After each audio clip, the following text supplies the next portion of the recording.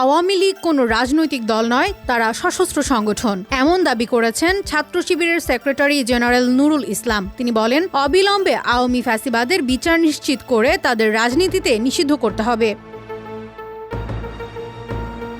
জুলাই পিলখানা ও শাপলা তার বিচার ও আওয়ামী লীগকে নিষিদ্ধের দাবিতে ২৫ এপ্রিল শহীদি সমাবেশে এসব কথা বলেন নুরুল ইসলাম। এদিন রাজধানীর শাহবাগে বিকেল ৩টার পর জাতীয় জাদুঘরের সামনে ইনকিলাব মঞ্চের ব্যানারে এ সমাবেশ শুরু হয়। এতে শহীদ পরিবারের পাশাপাশি জাতীয় নাগরিক পার্টির নেতা সার্জিস আলম, আপ বাংলাদেশের সংগঠক আলী আহসান জুনায়েদ, এবি পার্টির সেক্রেটারি ব্যারিস্টার আসাদুজ্জামান ফুয়াদ সহ ছাত্র শিবিরের সেক্রেটারি জেনারেল নুরুল ইসলাম বক্তব্য দেন। নুরুল বলেন, বিগত ১৫ বছরে বাংলার মানুষের উপর চেপে বসেছিল ফ্যাসিস্ট আওয়ামী লীগ। তারা এই ১৫ বছরে ১,৯২৬টি বিচার বহির্ভূত হত্যা সংগঠিত করেছে।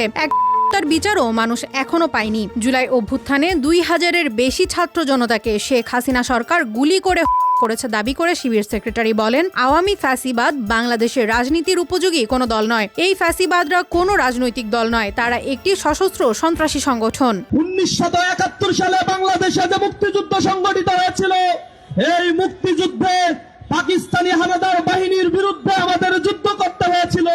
কিন্তু এই বাংলাদেশে শত বছরের ইতিহাস সাক্ষী সাজাতির বিরুদ্ধে এমন নরকের দ্বিতীয় ঘটনা এ ভূখণ্ডে আর ঘটে নাই।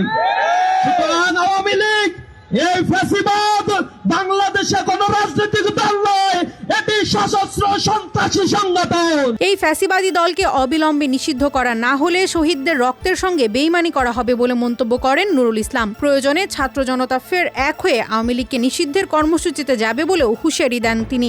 এই সশস্ত্র সন্ত্রাসী সংগঠনকে অনতিবিলম্বে যদি নিষিদ্ধ না করা হয়, শহীদের রক্তের সাথে বেইমানি করা হবে।